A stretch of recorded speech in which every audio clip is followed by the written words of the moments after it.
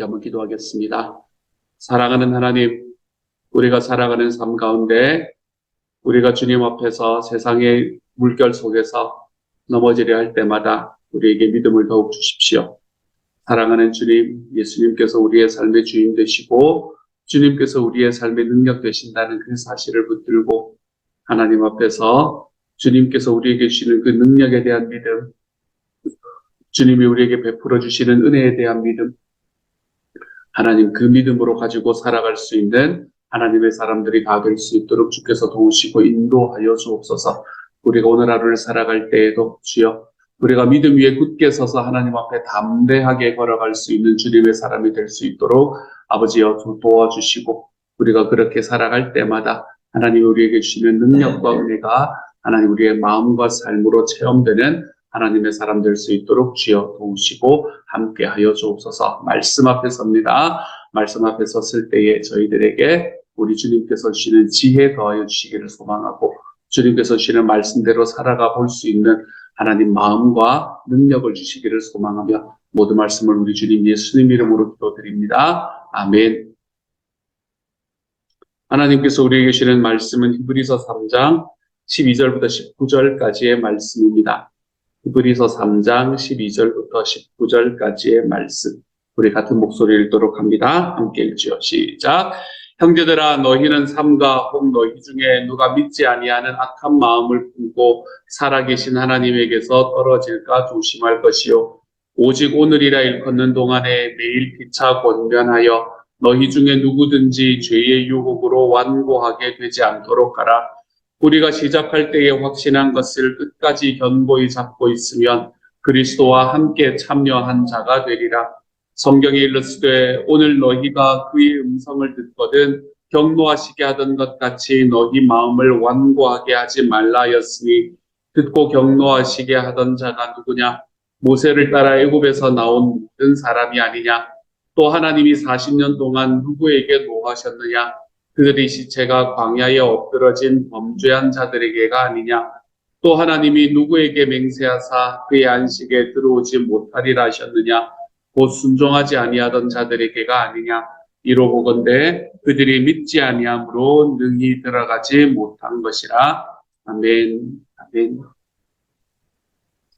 우리는 계속해서 히브리서의 말씀을 보고 있습니다. 히브리서의 말씀은 제가 어제 말씀을 드렸듯이 미드라시와 같이 미드라시처럼 하나님의 성경을 풀어내고 그리고 그 가운데서 예수님이 어떤 분이신가라는 것을 우리에게 이야기를 해주는 말씀이라고 여러분에게 말씀드렸었습니다. 미드라시적인 해석이 어떤 것인가라고 이야기하면 말씀이 먼저 주어지고 그 말씀에 대한 설명들을 이렇게 쭉 해나가면서 그 말씀 속에서 자기가 이야기하고 싶은 것들을 결국에는 이야기해내는 그런 것들이 바로 미드라시적인 해석이다라고 이야기를 드렸었지요.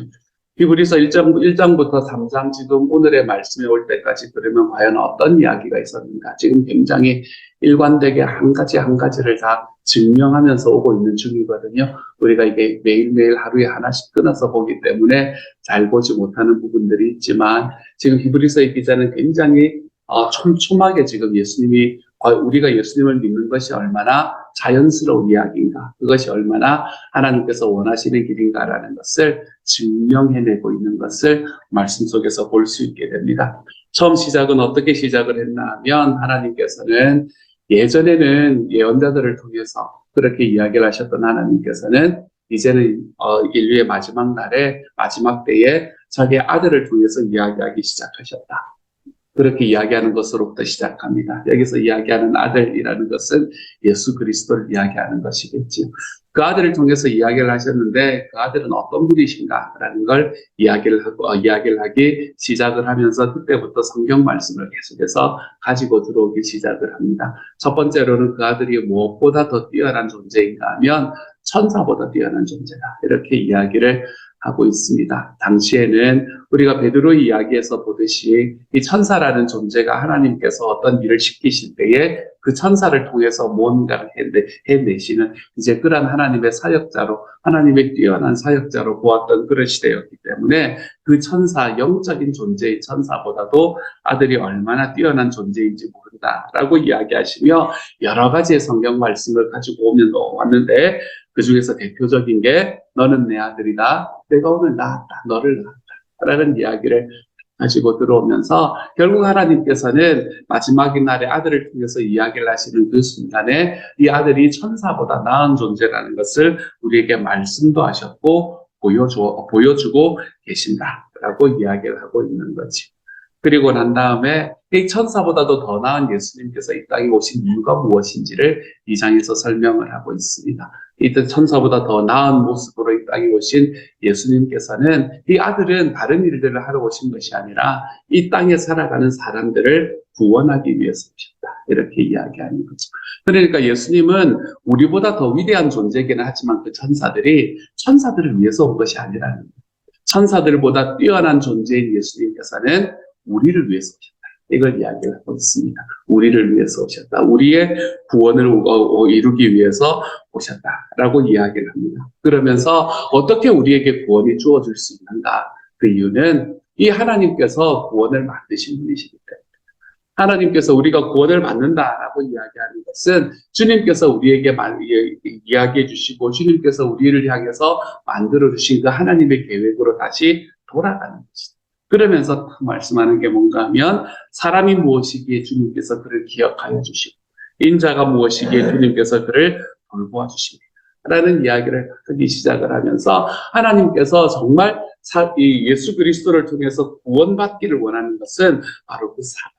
하나님께서 정말 그 사람을 구원하기를 원하신다라고 이야기하는 것으로 우리에게 다가오고 있지요.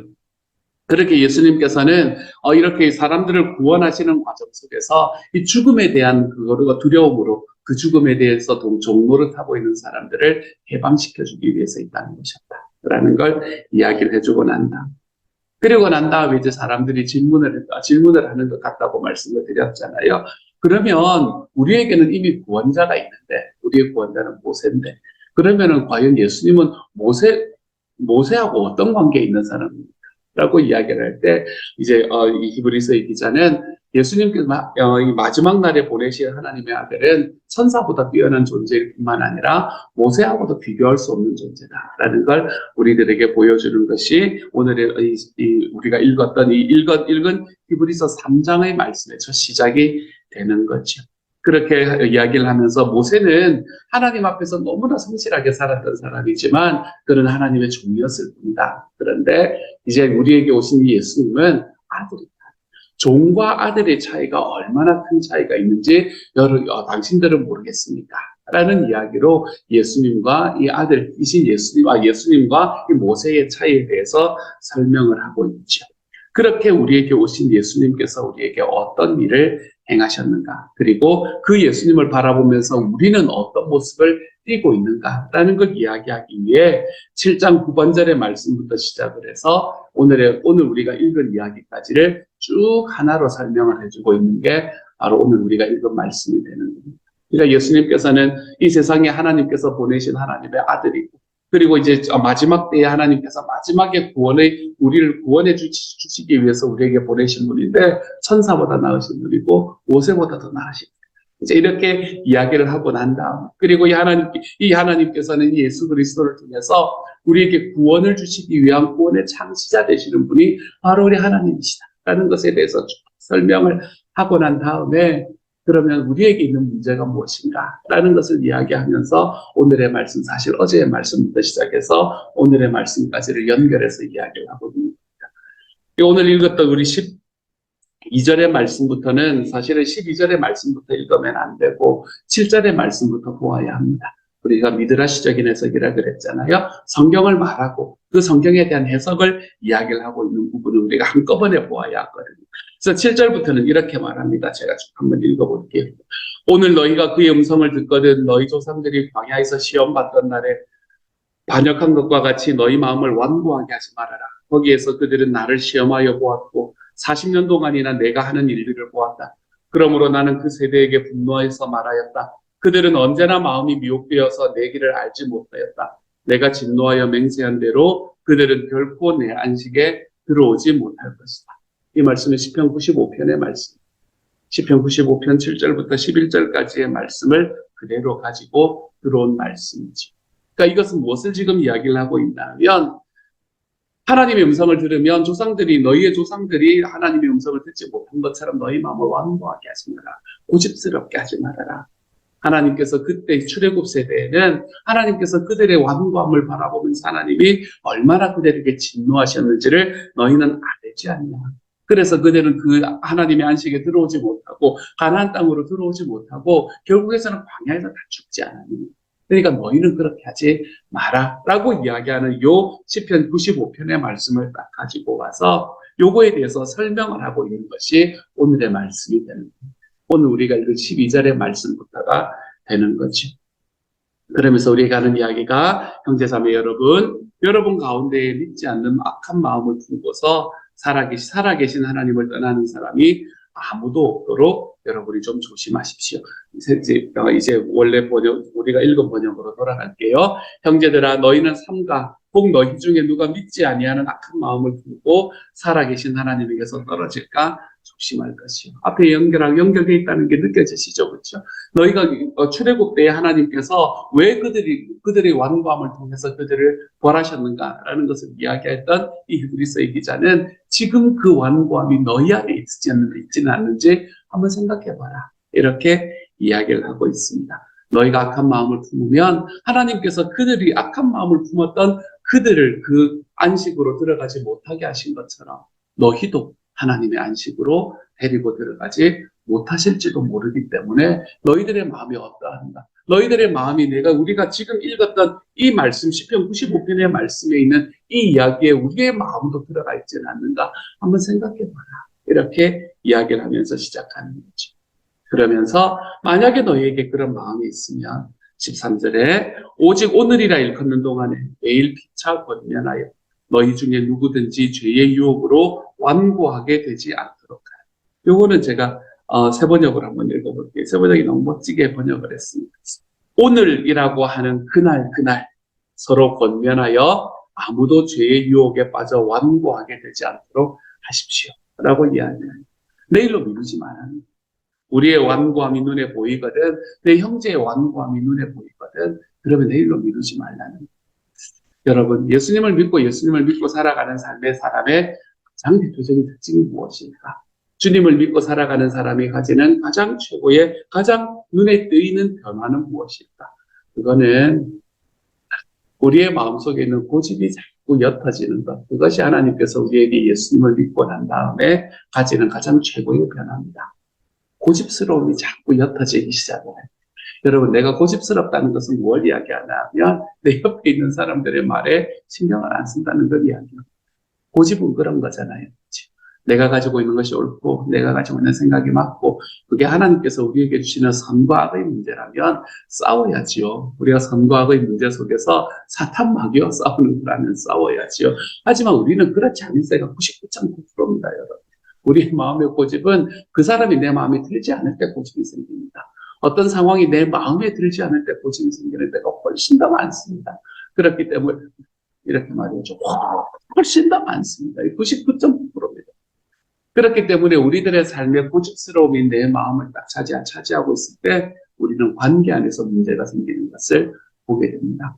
우리는 때로는 그것이 하나님께서 나에게 주시는 어떤 믿음의 전투라고 착각하며 살아갈 때도 있습니다. 하지만 대부분의 경우는 그게 믿음의 전투가 아닙니다.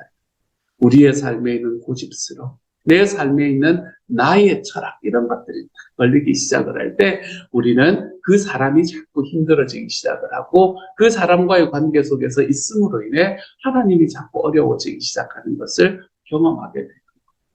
그렇기 때문에 그리스도를 믿는 사람이 가지는 가장 첫 번째 변화는 무엇인가 하면 사람이 부드러워집니다. 우리가 그리스도를 믿으면 사람이 부드러워지는 게 너무 당연합니다. 저희 어머니 옛날에 연한 배 같다 그러셨는데 만날 이 사람이 연한 배같이 바뀌는 거예요. 어떤 사람이 그 사람에게 다가가면 그 사람이 옆에는 항상 함께 있고 싶은 공간이 되고 함께 있을 수 있는 공간이 되는 겁니다. 왜요? 누군 그 사람이 나를 인정해주고 그 사람이 나를 품어준다는 걸 알기 때문에. 고집스러운 사람의 옆에는 누군가가 서 있고 싶지가 않아지는 것이 됩니다. 내가 예수님을 더 믿으면 더 믿을수록, 예수님을 믿는 시간이 더 길어지면 길어질수록 내가 고집스러움으로 빠져들어가는 경우도 우리는 우리 주변에서 안타깝지만 볼 수 있는 때가 있습니다. 점점점 왜골이 되어가고 점점점 내 신앙, 내가 가지고 있는 것에 붙잡혀서 내 주변에 있는 사람들에게 계속해서 말씀으로 칼을 던지는 사람이 되는 것을 우리는 볼 때도 있다는 거지. 하지만 저와 여러분은 그렇게 되어서는 안 되겠습니다. 우리는 하나님 앞에서 살아갈 때 우리들의 마음에 있는 고집들을 좀 내려놓고 살아갈 줄 아는 하나님의 사람이 되어가시기를 소망합니다. 내 안에 있는 고집이 아니라 내 주님께서 나에게 말씀하신 그리스도인에게 가장 중요한 것은 무엇입니까? 라는 이 질문에 예수님께서 대답하셨다. 관계가 아닙니까? 라고 이야기했던 그 이야기에 합당하게 살아갈 줄 아는 하나님의 사람. 믿음의 전투, 여러분 이런 것들을 넘어서서 그리스도께서 우리에게 말씀하셨던 그 관계 안에서 하나님 앞에 승리하며 살아가는 것이 우리들의 삶의 가장 최우선이 되어가 볼 수 있는 하나님의 사람. 그래서 우리가 예수를 믿었다. 내가 예수님을 믿었고 예수님을 믿었다는 그 증거가 어디서 나타나냐 하면 당신이 더 부드러워졌습니다. 당신이 더 따뜻해졌습니다. 당신이 내가 더 함께하고 싶은 사람이 되어 가고 있습니다. 이러한 이야기들이 우리들의 삶에 주님 앞에 자랑거리로 세워질 줄 아는 하나님의 사람. 저는 저와 여러분이 그 길로 좀 걸어가 볼 수 있기를 소망합니다.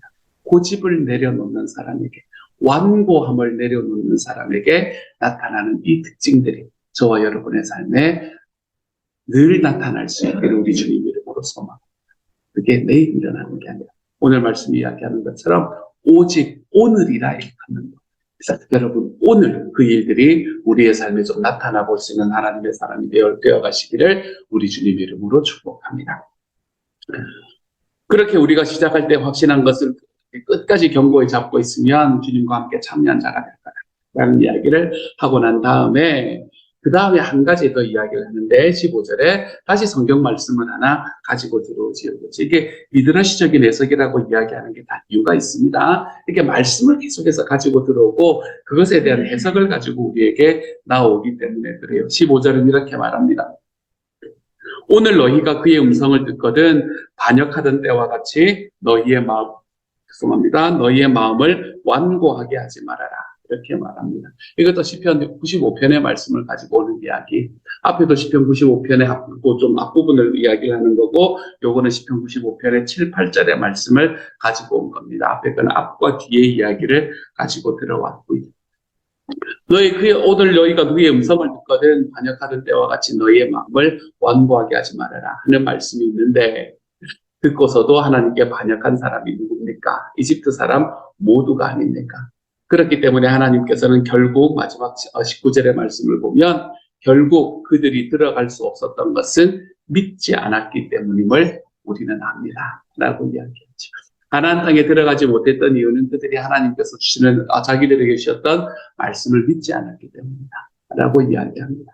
이 이야기를 무엇으로 가지고 들어오고 있는 겁니까? 우리가 하나님께서 우리에게 베풀어 주신 이 구원에 들어가지 못하는 이유는 우리가 믿지 않기 때문에 그렇습니다. 예전에도 그랬고 지금도 그렇습니다. 라는 이야기를 하고 있는 거죠. 예전에도 가나안 땅에 들어가는 것은 믿음 하나에 달려 있었던 것임에 반해 지금도 하나님께서 우리에게 천국을 이야기를 하실 때에 그 천국의 구원에 들어올 수 있는 이유는 믿음 하나에 하나님께서 달아놓으셨습니다. 라는 이야기를 우리에게 이야기를 하고 있는 게 바로 이 말씀이 되는 겁니다. 그렇기 때문에 우리는 예수 그리스도께서 우리에게 주신 그 은혜를 우리의 삶에 받아 누리기 위해 믿음이라는 것이 얼마나 중요한지 모릅니다. 우리가 그것을 믿어드리는 일이 얼마나 중요한지 몰라요. 근데 이거는 오늘의 말씀은 구원만을 가지고 이야기를 하는 것 같지만 여러분 우리들의 삶에 있어서 하나님 앞에서 더 행복하게 살아가기 위해서도 이것은 필수적입니다. 하나님 앞에 우리가 더 행복하게 살아가는 삶, 그리스도인이 되었는데 더 행복해질 수 있는 삶. 이상하게 그리스도인이 된다 그러면 자꾸 어깨에 짐을 얹어 놓으시는 분들이 많아서요. 그리스도인이 되었는데도 더 행복해질 수 있는 삶. 우리가 이 길로 걸어가기 위해서는 우리가 하나님을 좀 믿어야 됩니다. 하나님이 어떤 분이신지를 믿지 않으면 우리 자꾸 힘들어집니다, 여러분. 예수 믿고 살아가는 게 점점 힘이 들어지는 길을 걸어가고 있는 우리를 발견할 때가 있습니다. 하지만 그렇지 않습니다. 우리가 그러지 못하는 이유는 우리가 주님을 믿어드리지 못하기 때문입니다. 주일날 설교에서도 말씀을 드렸지만 내 삶에 지금 있는 고난들이 닥치는 때가 있습니다. 여러분의 삶에 아픔들이 있겠지요. 그 가운데 주님께서 어디 계시냐고 이야기를 할 만한 그런 크나큰 아픔들이 여러분의 삶에 있을지도 모릅니다. 하지만 그런 고난과 아픔 속에 우리가 주님을 믿어드리고 이걸 확인해 볼 줄 알아야 됩니다. 우리가 알고 있는 말씀에 대한 믿음. 하나님께서는 우리에게 모든 것이 합력해서 선을 이루게 하시겠다. 로마서 8장 28절. 여러분, 이 말씀 우리가 아무리 되뇌고 아무리 알고 있다고 하더라도 내 삶 속에 어느 순간에 딱 왔을 때 이것이 믿어지느냐 믿어지지 않느냐. 내가 이것을 믿어드리느냐 믿어드리지 않느냐. 여러분, 이런 것에 따라서 우리가 예수를 믿는 삶이 어떤 방향으로 나아가는지가 결정됩니다. 예수를 믿으면 더 행복해지냐? 예수를 믿으면서 더 힘들어지냐? 예수를 믿으면서 더 자유로워지냐? 예수를 믿으면서 더 구속되며 살아가는가? 우리가 이것들이 다 이런 믿음 속에서 결정됩니다. 우리들의 삶에서 성경 말씀 전체에 저는 사실은 1998년부터 신학을 시작을 했습니다. 1998년부터 신학이라는 걸 시작을 했으니 벌써 25년이 되었잖아요. 그렇죠? 올해로서 25년이 되는 이유입니다. 25년 동안에 저는 전 그걸 해도 전공도 성경을 전공을 했기 때문에 구약 성경을 전공을 했기 때문에 성상을 전공을 했기 때문에 성경 참으로 참 많이 읽었던 것 같아요. 참 많이 연구하고 참 많이 읽었던 것 같아요. 그래도 말씀이 저에게 다 이야기하는 것이 무엇인지를 다 이해하지 못했습니다. 아마 제 평생 다 이해하지 못하겠죠. 하지만 하나님 앞에서 내가 믿어드려야 되는 말씀들이 제 삶에는 하나씩 쌓여가는 게 너무 좋습니다. 하나님의 어느 순간에 내가 그 말씀을 딱 붙들고 걸어가 봤더니 내 삶이 정말 하나님께서 원하시는 방향으로 내 삶을 이끌어 가셨던 주님에 대한 경험이 딱 있게 되는 바로 그 순간에 그 말씀에 대한 믿음이 딱 생기기 시작을 합니다. 이때 이렇게 하신 하나님이 지금도 이렇게 하시겠구나 라는 믿음이 딱 생기기 시작을 합니다. 그런 말씀에 대한 믿음들이 딱 있기 시작할 때 우리의 삶에 있는 예수를 믿는다라는 이 삶의 방향은 우리에게 크나큰 행복을 줍니다. 그렇지 않을 때 우리가 이 믿음에 우리의 삶을 천착시키지 않을 때 우리는 날마다 흔들리고 날마다 고민되고 예수 믿는 게 마치 내 삶에 나한테 돌 하나 더 지우는 것 같은 그런 삶으로 우리를 인도해 가는 것을 경험할지도 모릅니다. 믿음은 나의 삶을 구원으로 이끌기도 하지만 믿음은 나의 삶을 하나님 앞에서의 안식으로 이끌기도 합니다. 사랑하는 여러분은 여러분의 삶을 통해서 경험되는 하나님의 말씀에 대한 믿음이 어느 정도 있으십니까? 여러분의 삶에 있는 어떤 순간에도 내가 말씀 하나 딱 붙들고 그래 주님이 이렇게 말씀하셨지 그리고 그것을 통과해낼 수 있는 그런 하나님의 말씀에 대한 믿음이 여러분에게는 있습니다. 많지 않아도 됩니다. 여러분의 삶을 정말로 지금까지 이끌어 오셨던 그 말씀에 대한 믿음이 여러분의 삶에 무너지지 않아 여러분의 삶에 있는 어떤 상황 속에서도 내 주님 앞에서 흔들림이 아니라 말씀에 대한 믿음으로 바르게 서볼 줄 아는 저와 여러분이 되어갈 수 있기를 우리 주님의 이름으로 축복합니다. 그때 우리의 삶에 있는 모든 어려움과 아픔들, 내 삶에 있는 어떠한 상황도 나를 흔들 수 없다는 것을 경험할 수 있게 될 겁니다. 그러한 하나님 앞의 평안으로 걸어가 볼 줄 아는 오늘 하루가 되어가시기를 우리 주님의 이름으로 축복합니다. 같이 한번 기도하도록 하죠.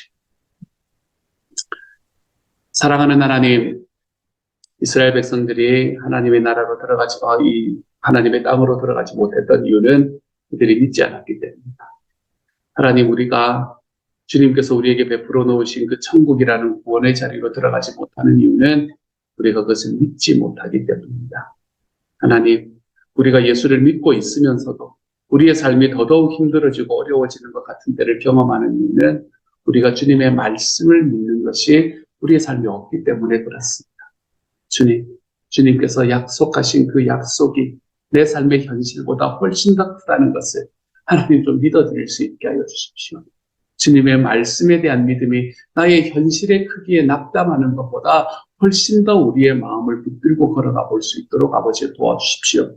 그래서 내 삶에 있는 어떤 상황의 크기 속에서도 내 주님의 약속의 믿음, 약속에 대한 믿음이 나의 삶을 훨씬 더 깊이 붙잡을 수 있도록 주여 도와주셔서 주님이여 그 말씀의 약속, 하나님께서 나에게 말씀해 주신 그 약속의 무게가 주님이여 저희의 삶을 더 자유롭게 만들어갈 수 있는 하나님의 사람이 되어가도록 주여 도우시고 함께하여 주옵소서. 모든 말씀 우리 주님 예수님 이름으로 감사하며 기도드립니다. 아멘. 하늘에 계신 우리 아버지, 아버지의 이름을 거룩하게 하시며 아버지의 나라가 오게 하시며 아버지의 뜻이 하늘에서와 같이 땅에서도 이루어지게 하소서. 오늘 우리에게 일용할 양식을 주시고 우리가 우리에게 잘못한 사람을 용서하여 준 것 같이 우리 죄를 용서하여 주시고 우리를 시험에 빠지지 않게 하시고 악에서 구하소서. 나라와 권능과 영광이 영원히 아버지의 것입니다. 아멘.